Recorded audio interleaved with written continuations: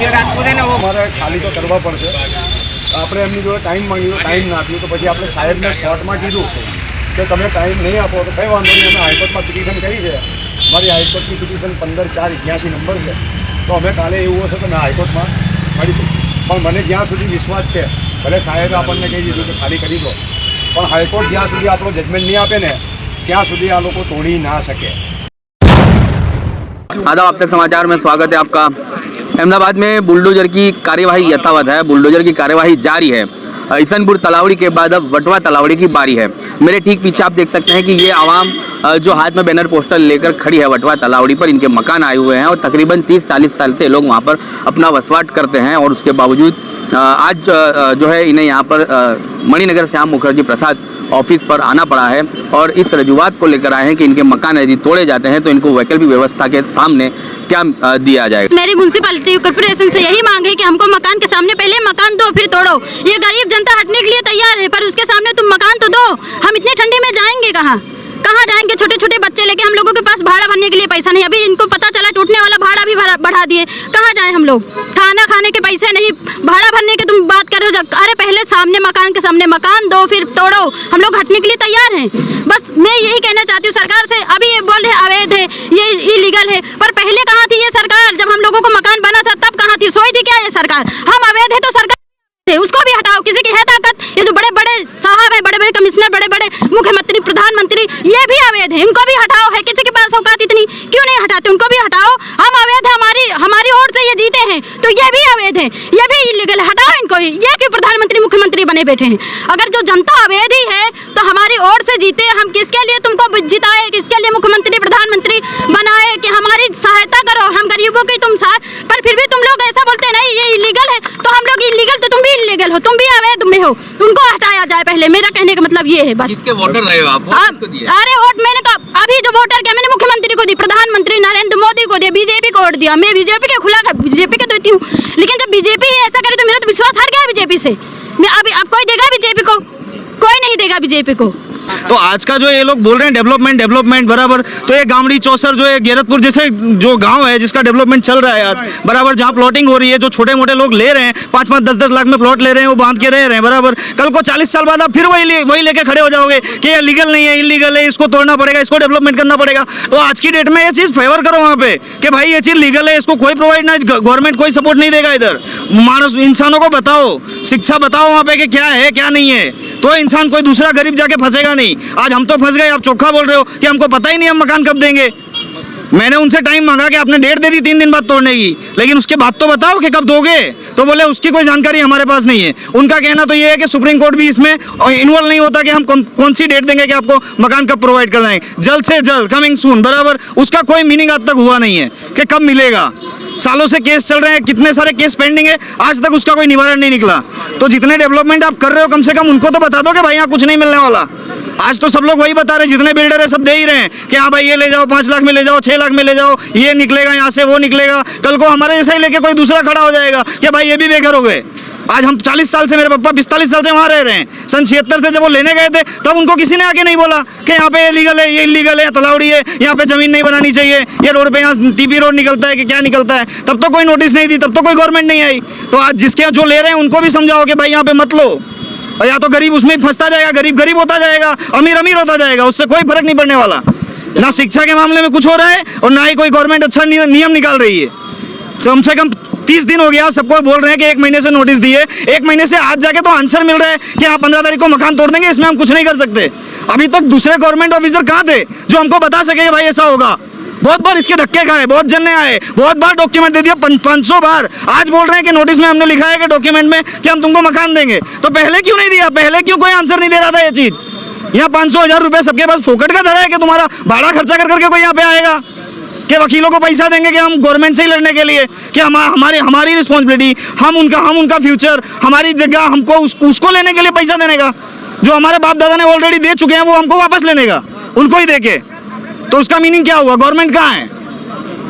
जितने भी हैं कॉर्पोरेट वाले हैं, जितने भी है कुछ भी है, वो कोई नियम कोई लागू नहीं होता, कोई देखने नहीं आता है। खाली वोट मांगना होता है तो भीख मांगने चले जाते हैं। उसका मीनिंग क्या? कोई भी गवर्नमेंट को वोट नहीं देना चाहिए। खाली आप टीवी न्यूज़ पे देते रहते हो कि वोट आपका कीमती है। काहे का वोट कीमती है? कोई भी इंसान का काहे का वोट कीमती है? इन्होंने दिया उन्होंने दिया, किस वोट का किसके लिए खड़ा है कोई यहाँ पे? कौन सा एक भी समाजवादी पार्टी है कि बीजेपी है कि एनी अदर कोई भी गवर्नमेंट है यहाँ पे कौन आके खड़ा हुआ कि भाई हम साथ में खड़े हैं कि हम मकान अलोकेट कर रहे हैं? आज आप बोल रहे हो 15 तारीख को हम तोड़ देंगे, ठीक है। रोज मैंने उनको ये भी पूछा कि हम तोड़ दोगे आप, हम लोग चले जाएंगे, भाड़े का एक्सपेंस हमारा बढ़ जाएगा, हमारी इतनी आवक नहीं है, हम कहाँ से पूरा करेंगे, आप कोई डेडलाइन तो दो। तो बोले हमारी अथॉरिटी नहीं आती, उनके पास कोई जवाब ही नहीं है। तो उसके लिए इंसान क्या करेगा? क्या नाम है आपका? मेरा नाम है पांडे अमरनाथ। दर्द ये है, हमने इतना वोट दिए हैं, सारी सरकारों को वोट दिए, समाजवादी बीजेपी कांग्रेस, कोई आज खड़ा नहीं है। वोट देने का मतलब क्या? मतलब ये दर्द है वोटर। अरे सर 40 साल से सब जितने, जब से मैंने होश संभाला तब से सबको वोट मांगते ही देखा है। देश के लिए तो कुछ करो। दूसरे देशों को सब बताते हो कि हाँ यहाँ चले जाओ, उसकी साथ 80% जनता रहना नहीं चाहती इंडिया के अंदर। उसका रीजन ही है ये, हर चीज में करप्शन घुसेड़ दिया है। आज आप जवाब दे रहे हो, हमारे पास ऊपर लोग बैठे हैं, हम आंसर नहीं दे सकते। तो पहले क्यों आंसर नहीं दिया? और पहले नहीं दिया तो आज उसकी सुविधा तो करो। आप सबको जब वोट मांगने आते हो ये योजना निकालिए। एक भी योजना अगर कोई गरीब आके बोल देगा ना कि मैंने हिफाजत से पूरी कर ली, तो साला मैं अपना जो बोले ना गवर्नमेंट के मैं हार जाऊं। एक भी जितनी योजनाएं निकाली है ना, एक भी पूरी नहीं कर सकते हो आप। कोई कॉर्पोरेटर विधायक आपके पास नहीं है? कौन आया सर? उसने जो वटवा विस्तार के कॉर्पोरेटर है ना, वो सब तो बाजू में से निकल जाते हैं। पूरी जनता ऐसे रोड पे घूम रही है, उनको कोई फर्क नहीं पड़ता। उनके पास टाइम ही नहीं है। उनके पास जाओ ना, उनके पास जाओ तो यहाँ पे नहीं है, वो मीटिंग में बैठे हैं, वो वहाँ चले गए हैं, वो मिलेंगे ही नहीं। यहाँ गवर्नमेंट अधिकारी नहीं मिलते हैं, कौन किसको जवाब देगा? अकेला इंसान गवर्नमेंट ऑफिस में जाएगा ना तो उसको लात मार के बाहर निकाल दिया जाता है, उसको जमादारी घुसने नहीं देता अंदर के किससे मिलने जाना है। तो काहे का डेमोनेशन सर? काहे के लिए? और जनता की सरकार, काहे का जनता? इससे क्या फर्क पड़ता है इधर? चलिए, इन दर्दों से भरा पड़ा है हिंदुस्तान, ऐसे युवाओं का दर्द जो है सामने आ रहा है। दुख की बात यह है कि लोकशाही का मंदिर जिसे कहा जाता है संसद में जो सत्र चल रहा है वहाँ पर समस्याओं के ऊपर बात होनी चाहिए थी, लेकिन डिबेट हो रही है वंदे मातरम पर। आज लोग सड़कों पर मकान को जो है तोड़ा जा रहा है, उसकी इनके हकों को छीना जा रहा है, उसको लेकर बैनर पोस्टर लेकर खड़े हैं संसद में। कोई नेता इनके लिए आवाज़ नहीं उठा रहा कि पूरे हिंदुस्तान भर में मंदिर मस्जिद मकान तोड़े जा रहे हैं, उसके ऊपर कब रोक लगाई जाएगी? और इनको अगर विकास के नाम पर इनके मकान लिए जा रहे हैं, तोड़े जा रहे हैं, तो इनको वैकल्पिक व्यवस्था कब दी जाएगी? इसलिए ही ऐसे युवा, ऐसे दर्द सामने आते हैं जब संसद में भी इनकी आवाज़ नहीं होती और इनके वोटों से चुनकर नेता संसद में और विधानसभा में पहुंचते हैं, लेकिन इनकी आवाज़ के लिए इन्हें खुद ही आना पड़ता है और अधिकारी इनके उस ऑर्डर पर साइन करते हैं जो इनके मेहनत से बना हुआ आसियाना है, इनके सपनों का आसियाना है, उनको तोड़ने के लिए ये अधिकारी साइन करते हैं। जब सरकारें नहीं चुनी थी, भारतीय जनता पार्टी पूरी तरह से सत्ता में नहीं आई थी, तब ये नारे खूब चर्चा में थे। बहुत हुई महंगाई की मार, अब की बार मोदी सरकार। इन नारों को इन लोगों ने पहचाना, समझा, लेकिन आज उन्हीं नारों पर ये आवाम रो रही है और भारतीय जनता पार्टी को पुकार रही है। लेकिन इनके दर्द में ना भारतीय जनता पार्टी खड़ी है, ना कांग्रेस खड़ी है, ना ही समाजवादी पार्टी खड़ी है, जिन्हें ये लोग वोट देते रहे। और आज इनका दर्द के लिए ये लोग अकेले सड़कों पर हैं और पुकारे लगा रहे हैं। आने वाले दिनों में इन्हें वैकल्पिक व्यवस्था मिले, उसको लेकर एसडीपीआई जैसी पॉलिटिकल पार्टी के लोग और सामाजिक आगेवान मैदान में हैं। और यहाँ पर कॉर्पोरेशन अधिकारियों से मांग की गई है कि जल्द से जल्द इन्हें वैकल्पिक व्यवस्था दी जाए, ताकि इनके सपनों के मकान को तोड़ा जाएगा, उसके सामने इन्हें कुछ छोटा सा मकान दिया जाएगा, ताकि आपका जो है अपना आसियाना बसा सकेंगे, अपना घर बार गुजरान चला सकेंगे। सर मैं ये भी बोले, मतलब हम लोगों को संजुला 2 में धमाल हुई थी हिंदू मुस्लिम में, ऐसा सुना होगा, पर हम जहाँ पे रहते हैं हिंदू मुस्लिम सारे हैं। ऐसा हम लोगों के मन में है ना कि हिंदू है मुस्लिम, भाई हम हिंदुस्तान की जनता है, हिंदू मुस्लिम कुछ नहीं होता, सब एक है। तो हम हिंदू मुस्लिम सबका जो मकान जला था, जब हुई थी धमाल, तो सबको बना के किसने दिया? सरकार ने दिया है ना। तो अब बोल दे इलीगल कैसे हो गया? कैसे तुमने ही बना के दिया, अब तुम ही तोड़ रहे हो, बोल रहे इलीगल है। तो पहले कहाँ थी सरकार? जब नहीं बनाना चाहिए था ना हम लोगों को, तभी बता देते अवैध है, हट जाओ यहाँ से। हम लोग अपने पैसों से नहीं बनाए, हमको सरकार ने बना के दिया था। अब वही बता रहे हैं कि तुम्हारा नहीं है, सरकार का है। तो हम तो सरकार के जनता है, तो सरकार में ही रहेंगे ना, कहाँ जाएंगे? सरकार का फर्ज बनता है कि हम लोगों के लिए सहायता करे। बस मेरा अनुरोध है सरकार से कि भाई जनता की सहायता करो। हमको तो हम जनता ने तुमको चुना है, तो तुम भी हम लोगों की सहायता करो। बस मेरा कहने का मतलब यही। हिंदू मुस्लिम सब एक है, ऐसा ये बहन कह रही है, इनका यही मानना है और हमारे पूरे हिंदुस्तान के देशवासियों का यही मानना है। लेकिन बहन कुछ अंधभक्त ऐसे हैं जो आमतौर पर सोशल मीडिया पर, व्हाट्सएप पर आपको और हमको लड़ाते हैं, उनको क्या एक मैसेज दे दीजिए आप? नहीं, ऐसा कुछ नहीं है। उन अंधभक्तों के वो तो है ही बेवकूफ। ये हिंदू मुस्लिम ऐसा कुछ नहीं है, हिंदू मुस्लिम सब अपने हैं। ऐसा नहीं बोलने कि हिंदू ये है, अभी हम मर जाएंगे, ये इनको नहीं, इनको छोड़ दे, ऐसा कुछ नहीं। हिंदू मुस्लिम सबको, ये है ना अंधभक्तों के ही इनकी वजह से ऐसा हुआ है। मैं ऐसा ही बोलती, ये हिंदू मुस्लिम ऐसा कुछ नहीं, सब हिंदुस्तान की जनता है। सब तो वही है ना, लड़ाने वाले तो वही है ना, हिंदू मुस्लिम नहीं लड़ने आए हैं। वो कमाने खाने आए हैं, यहाँ लड़ने के लिए नहीं आए। हाँ? हिंदू भी कमा खा रहा है, देखा मुसलमान भी कमा खा रहा है। हाँ? पर हिंदू मुस्लिम में ऐसा बोलते, हिंदू मुस्लिम किया किसने? हम लोगों ने तो किया नहीं, हम लोग तो साथ में रहते। ये बात कहाँ से आई? ये कहाँ से आई बात? हम लोग तो करते नहीं है।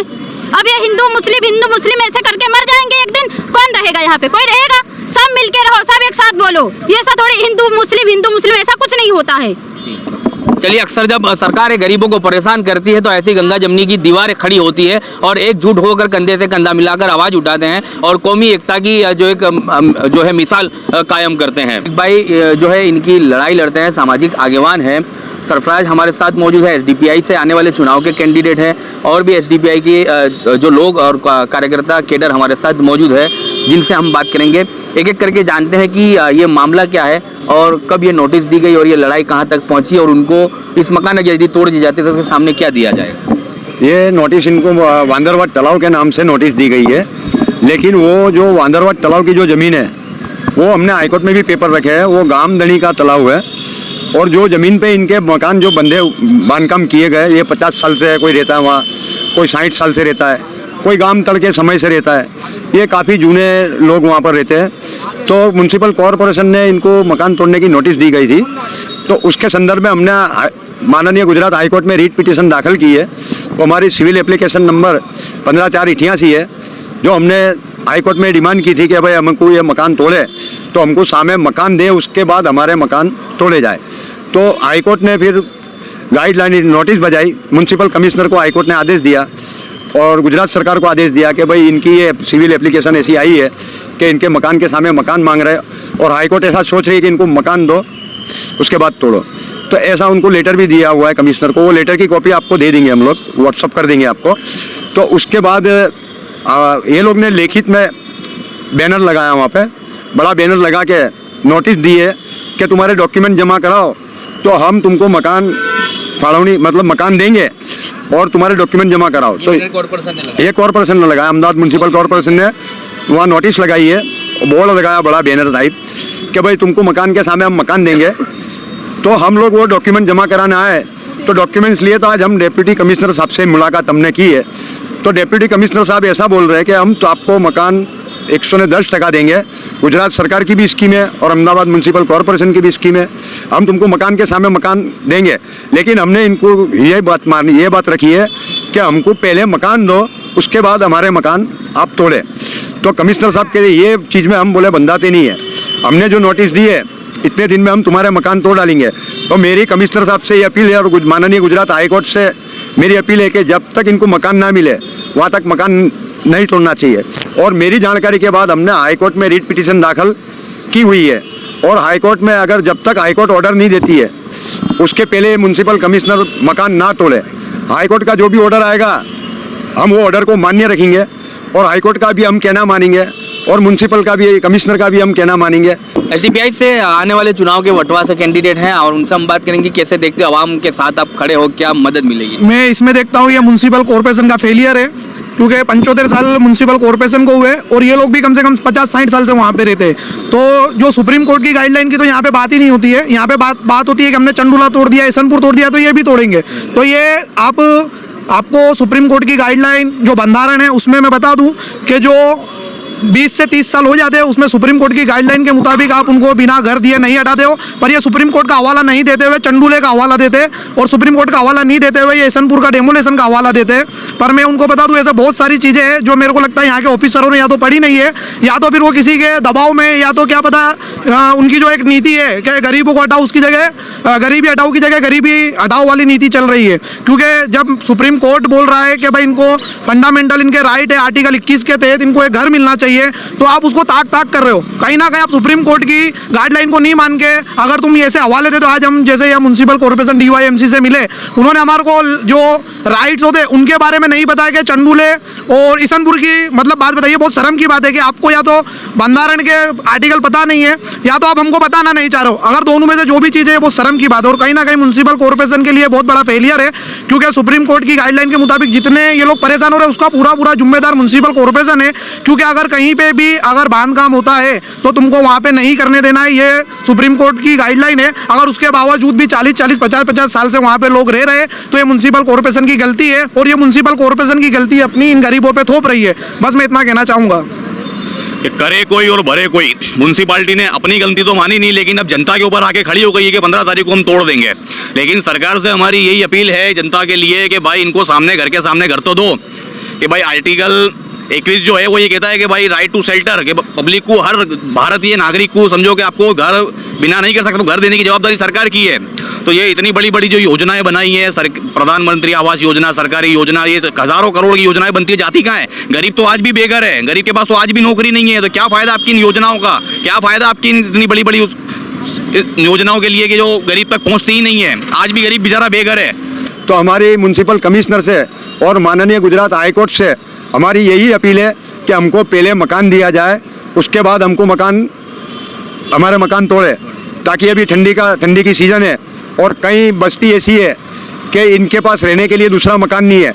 ये गरीब प्रजा जाएगी कहाँ? तो मेरी म्यूनसिपल कमिश्नर से अपील है कि पहले मकान दिया जाए, उसके बाद मकान तोड़े जाए। जी चलिए, विकास को पूरा समर्थन है, पहले मकान दिए जाए उसके बाद मकान तोड़ा जाए। वैसे तो सर्दी का माहौल है और टेम्परेचर बढ़ता जा रहा है, ऐसे समय पर मानव अधिकार, ह्यूमन राइट्स जैसी संस्थाओं को आगे आना चाहिए। लेकिन ऐसे समय पर यहाँ पर एसडीपीआई की जो पॉलिटिकल पार्टी है उसके कैडर और सामाजिक आगेवान इस मैदान में है और लोगों की मांग पूरी करने के लिए पहुंचे हैं। कैसे देखते हो? सरफराज कैंडिडेट है बटवा से, ये लोगों को तारीख तो दे दी गई मकान तोड़ने की, लेकिन कमिश्नर जी ने ये तारीख नहीं दी कि इनको मकान कब मिलेंगे। हालांकि हमने आज इनसे निवेदन यही किया कि सर आप ये भी तारीख दे दीजिए कि इनको मकान कब मिलेंगे, या व्हीकल की सुविधा इनको कब दी जाएगी, या मकान तोड़ने की तो आप इनको तारीख दे रहे हो कि मकान ये तारीख को तोड़ दिए जाएंगे, तो मकान देने की भी तारीख देनी चाहिए आपको। और सामने यही कहना है हमारा कि इतने समझो कि हज़ारों करोड़ का समझो कौभांड होता है। अभी भी सरकार ने 6,15,100 करोड़ रुपए बड़े बड़े उद्योगपतियों के माफ़ कर दिए, लेकिन गरीबों को मकान देने के नाम पे कहाँ जाती है सरकार? तो फिर क्यों तारीख नहीं दी जाती? बल्कि सामने आप देखो ना, 4 मालिया बिल्कुल खाली पड़ा हैगा। चाहे तो सरकार वहाँ भी मकान अलॉट कर सकती है, लेकिन वहाँ भी नहीं दिए जा रहे कि भाई हमारी इमारत जर्जरी हो गई है। भाई ऐसा कैसा आपका काम है कि 12-13 साल हुए हैं अभी वो 4 मालिया को बने हुए हैं, और 15-12 साल के अंदर आपकी इमारत जर्जरी हो गई। अमीन अजमेरी जमालपुर से एसडीपीआई के कैंडिडेट है, हमारे साथ मौजूद हैं। अक्सर ये लताड़ते रहते हैं, सरकारों को पुकारे लगाते रहते हैं और सामने आते हैं, भ्रष्टाचार जैसी बातें सामने आती हैं उस पर लड़ते रहते हैं। कैसे देखते हैं और इसमें क्या कुछ मांग है आपको? देखिए, जिस तरीके से रफ़ीक भाई जो मेहनत कर रहे हैं इन लोगों के लिए मकान बचाओ आंदोलन की, ये बहुत तारीफ़ के काबिल है। और इनकी ये जो हिम्मत है उसको हम बढ़ावा देते हुए, हम इनका साथ देते हुए, हम इनके बाजू बनते हुए जो गरीबों की आवाज़ उठाते और लोगों के हक दिलाने के काम करते वो बेहतर है। और इसी के साथ साथ हमने एसडीपीआई का लेटर लेकर आज डीवाईएमसी जो है दक्षिण जोन के, उनको हमने दिया और हमने रजूआत करी। डीवाईएमसी साहब ने सबसे पहले यहाँ की जो पीड़ित है, जो अंकल है, उनसे बात करी। डीवाईएमसी साहब ने उनको जो बात करी, वो बात के अंदर सिर्फ और सिर्फ मुझे तो यही नज़र आया कि वो एक तरीके से आश्वासन दे रहे हैं, लेकिन बाहेधरी या कोई जिम्मेदारी नहीं ले रहे। इसी वजह से इन लोगों को फर्ज पड़ी है कि कोर्ट में, हाई कोर्ट में गए लोग। और बात करते हुए डीवाईएमसी साहब से वो जो चाचा थे उन्होंने बोला कि हम ठंडी में कहाँ जाएंगे, आप हमें तारीख दे दो। जिस तरीके से बताया सरफराज भाई ने, पूरी बात हुई। उसके बाद डीवाईएमसी साहब खुद वो चाचा ने पूछा कि आप हमारे यहाँ पर जो मंदिर और मस्जिद है वो तोड़ देंगे? तो बोलेंगे नहीं, हम नहीं तोड़ेंगे, हम किसी की धार्मिक भावना आहत नहीं करते, ऐसा डीवाईएमसी साहब ने कहा। वो बात उनकी खत्म। उसके बाद हमने जब डीवाईएमसी साहब से पूछा कि डीवाईएमसी साहब आप ही के विस्तार में चंडोला में मंदिर और मस्जिद दोनों तोड़ा गया, तो आपने तब ये ऐसा निवेदन नहीं दिया, ना कोई ऐसा धार्मिक भावना लोगों की आ, तो ऐसा आपने नहीं सोचा था? तो बोले वो भूल जाओ, रात गई बात गई, ऐसा बताया डीवाईएमसी साहब ने। दूसरी बात, डीवाईएमसी साहब ने 182 करोड़ का जो घोटाला वटवा में 4 मालिया में तोड़ा गया और वो 182 करोड़ की बिल्डिंग बनाई और किसी को रहने के लिए नहीं दी गई, तब डीवाईएमसी साहब ने कोई एक्शन नहीं लिया। अभी तक जिसको कॉन्ट्रैक्ट दिया था, कौन कौन अधिकारी, किसकी सही से काम हुआ, किसने किसने पैसे खाए, अहमदाबाद म्यूनसिपल कमिश्नर ने, ना डीवाईएमसी साहब ने, ना गुजरात सरकार ने कोई एक्शन लिया। और ये गरीब बेचारे 5-5 लाख रुपए के मकान खरीदते हैं। जब मैंने डीवाईएमसी साहब से ये भी रिक्वेस्ट करी, अगर ये इनलीगल था, आप बोल रहे ये न्यू भारत है, अभी तक कोर्ट का ऑर्डर है, डीवाईएमसी साहब के शब्द है, कोर्ट का ऑर्डर है कि कहीं पे भी तालाब में मकान मान्य नहीं गिने जाएंगे, गैर कायदे दबाण हटाओ। कोर्ट का ऑर्डर है कि नदी और रहना दबाण जो है, नदी पे दबाण है वो हटाना है, तालाब पे दबाण हटाना है। तो हमने डीवाईएमसी साहब से ये मांग रखी कि, और उन्हीं के शब्द और बात बताता हूं मैं, कि डीवाईएमसी साहब ने कहा कि अभी तक भारत में जो चलता आ रहा था वो चल गया। और जो जो ऑफिसर पद पे बैठे थे, अगर देखने जाए तो वो भी जो तंत्र है वो पूरा हमारा जिम्मेदार है कि वो ऑफिसर के ऊपर भी कार्यवाही हो सकती है कि इनलीगल दबाण क्यों रखा। तो जो जो अधिकारी थे 40 साल में उनके ऊपर भी कार्यवाही हो, लेकिन वो सब घर भेगा हो जाए। मतलब शॉर्ट में उन्होंने यूँ कहा कि वो घर भेगा हो जाए। घर भेगा मतलब कि उनकी नौकरी जा सकती थी, ऐसा डीवाईएमसी साहब ने कहा। मैंने कहा कि जिस तरह आपने बताया कि तंत्र अभी तक जैसा चलते आ रहा था, तो तंत्र तो जिम्मेदार गिनाया जाएगा कि जब गैर कानूनी मकान बन रहा है उस वक्त तंत्र वहाँ पर पान कार्ड, आधार कार्ड, इलेक्शन कार्ड, सारे डॉक्यूमेंट, पासपोर्ट वहाँ पर प्रोवाइड करता है। तो भारत के ये जो नागरिक है इनको देखिए, ये एक तो शिक्षण पूरा पाड़ा नहीं है भारत सरकार ने कि लोग इतने पढ़े लिखे हो के डॉक्यूमेंट को समझ पाए। तो उन लोगों को पता ही नहीं था कि लीगल है मकान के इनलीगल है। लोगों ने 10-10 लाख रुपए के मकान खरीद लिए और अब आप 40 साल बाद जग के बोलते हो कि ये इनलीगल है। अब तक जो चलता आ रहा था वो चलेगा। तो उस वक्त तक आपने या आपके जो गवर्नमेंट ने जो खाते ने जो डॉक्यूमेंट प्रोवाइड करे वो भी जवाबदार है। और उस वक्त जो एस्टेट ऑफिसर थे जिन्होंने ये बांधकाम होने दिया या कहीं ना कहीं रिश्वत खाई होगी तभी बांधकाम हुआ, तो वो भी जवाबदार है। तो मतलब जब नीरव मोदी, विजय माल्या पैसे लेके भाग जाता है तो न्यू भारत उसको पकड़ के उससे पैसे छीन के उसके खबे में, उसके मुंह में हाथ डालकर न्यू भारत नहीं निकाल सकता, लेकिन ये गरीबों के मकान तोड़ के न्यू भारत इनको बर्बाद कर सकता है। क्या ये न्यू भारत है? मैं ये कहना चाहूँगा डीवाईएमसी साहब से। काफ़ी अपील करी लेकिन कहीं से भी आश्वासन दिया है, लेकिन ऐसा कोई मजबूत जवाब नहीं दिया कि इनको घर के बदले घर कब मिलेगा। जिस तरीके से एक लाली पाउडर करके बात चला दी जाती है वो चला दी गई, ऐसा मुझे नजर आ रहा है। और मैं खास करके कहना चाहूँगा कि जिस तरीके से ये न्यू भारत के अंदर गरीबों के ऊपर एक्शन लिया जाता है, वैसी तरह अहमदाबाद के डीवाईएमसी साहब को कहना चाहूँगा कि मणिनगर दक्षिण जोन के एस्टेट विभाग में और आपके हाथ के नीचे इंजीनियर विभाग में, सॉलिड वेस्ट मैनेजमेंट में जो भ्रष्टाचार कर रहे हैं, जो लोग प्रजा के टैक्स के पैसे खा रहे हैं, जिन लोगों ने आवास योजना में पैसे खाए, जिन लोगों ने ब्रिज बनाने में पैसे खाए हटकेश्वर, उनके ऊपर कोई कार्यवाही नहीं हुई। उनको बर्बाद नहीं करने में आया, लेकिन ये नागरिकों ने जिन्होंने सरकार प्रशासन का कुछ भी नुकसान नहीं करा, ऐसे लोगों को बर्बाद करने में आ रहा है। तो जैसा एक्शन यहाँ लिया जाता है वैसे कर्मचारियों पर भी लिया जाए। चलिए, अक्सर भ्रष्टाचार पर विरोध करते हैं, भ्रष्टाचार के ऊपर आवाजें उठाते हैं। पिछले दिनों में आपको धमकियां मिली, डर नहीं लगता है कि आप अकेले घूमते और आपको धमकी मिलती जा रही, फिर भी भ्रष्टाचार के खिलाफ आवाज उठाते जा रहे हैं? धमकी, मुझे हंसी आ रही है। धमकी देने वाले भी सामने खड़े होते हैं लेकिन कुछ करते नहीं है। और डर की तो बात असल में मैं कहता नहीं हूँ, लेकिन मैं मुसलमान हूँ। मेरा एक ईमान है कि मैं अल्लाह के सिवा किसी से नहीं डरता। और जहाँ तक बात आती है ना मेरे भारत के लोगों की, मेरे देश हित की, तो मैं जरा भी कॉम्प्रोमाइज़ नहीं करने वाला हूँ। चाहे मेरा सगा भाई हो, चाहे मेरा सगा बेटा हो, जो भारत देश के पैसे खा रहे भ्रष्टाचारी लोग हैं, मैं उनको बकसने वाला नहीं हूँ कभी भी। चाहे कोई भी ऑफिसर हो, क्लास 1 ऑफिसर हो या नीचे के ऑफिसर हो, उनको अगर लगता है कि अमीन अजमेरी को डरा सकते हैं, दबा सकते हैं गुंडा तत्व से या गैर कानूनी या कोई भी कायदे का दुरुपयोग करके अमीन अजमेरी को फंसावे, तो वो पूरी कोशिश कर सकते हैं। मेरी पूरी तरफ से छूट है। जहाँ तक मेरी आखिरी सांस है वहाँ तक मेरा ये संघर्ष भारत देश के लिए, भारत के नागरिकों के लिए जारी रहेगा। जी, चलिए, एक तो जो है इनका जज्बा यह है कि डरना नहीं है, और एक ऐसी पार्टी का इन्होंने खेस भी पहना है जो डर से और खौफ से आज़ादी दिलाती है। जब ये निकोल के अंदर जब मोदी साहब आए थे वो टाइम के अंदर पूरे तलावड़ी के अंदर से बस भर के हम लोग गए थे वहाँ पे, और यहाँ का कार्यकर्ता ऐसा बोलता था कि तुम हमारी मदद में आओ, हम तुम्हारी मदद में खड़े रहेंगे। आज जाते वहाँ पे तो वो इंसान मिलता ही नहीं हमको। ये कौन? हमको वहाँ से भगा दिया जाता। हाँ, निकोल का कौन? वटवा का कॉर्पोरेटर ऐसा बोलता है, और आज वो इंसान हमारी मदद में भी खड़ा नहीं है। जी, बराबर। और हम लोग ही वही है जो इसको खड़ा किए, हम लोगों के वोट से वो खड़ा हुआ है, बराबर। हाँ, अब है चुनाव कुछ ही महीनों में, लेकिन कोई मतलब नहीं है उसका कोई मतलब नहीं है, क्योंकि हम वोट कांग्रेस में डालेंगे कि आम आदमी में डालेंगे, वोट तो जाएगा बीजेपी में, क्योंकि मशीन ही उसका है। अच्छा। एक घोटाला उसी का है, सब मशीन तो उसका ही है। किसी को भी दो, अपने कुछ भी कर लो, बराबर। तो वो चवाना लेके कि भाई वोट दे दो हमको, खाली तुम्हारे 500 ग्राम चवाड़े पे नहीं मरते भाई। इंटरव्यू में क्या बोला उसको, राहुल गांधी को क्या बोला वो हरियाणा के मुख्यमंत्री, हमको जीतने आता है, हमको वोट से कोई मतलब नहीं है। क्या बोला ये सुने होंगे, आया न्यूज के अंदर आया है, उसने बोला है कि ये तो हमारे पास व्यवस्था है जीतने का। तो ईवीएम से ही हम जीतेंगे। ईवीएम के अलावा और कोई हमारे पास रास्ता नहीं है। और पब्लिक है ना, ये भी पब्लिक का हमारे से कोई मतलब नहीं है। पब्लिक जो करे जैसा करे और उससे कोई मतलब नहीं। हमको ईवीएम से मतलब है, ईवीएम में जो होगा वो हम करेंगे। और ईवीएम है ना, अभी भाजपा जो आई है ना, जो बिहार में, वो 20 लाख के 20 करोड़ जो पब्लिक के जो वोट दे वो आपके कचरे के डब्बे में मिले, ये सबके पास पुरावा भी है और सबने देखा भी है। ये चीज़ें सबको मालूम है। तो ये चीज़ जरूरी नहीं है कि हम वोट डालेंगे तो ही उसको वोट मिल जाए। उसके पास 100% वोट है और ईवीएम का उसका कोई जरूरत नहीं पब्लिक का। उसको ओनली फॉर जिसको भी डालो उसके पास ही जाने वाला है। तो ये उसका कोई प्रश्न नहीं है, समझो। आप तक समाचार हमेशा रखे आपको आगे।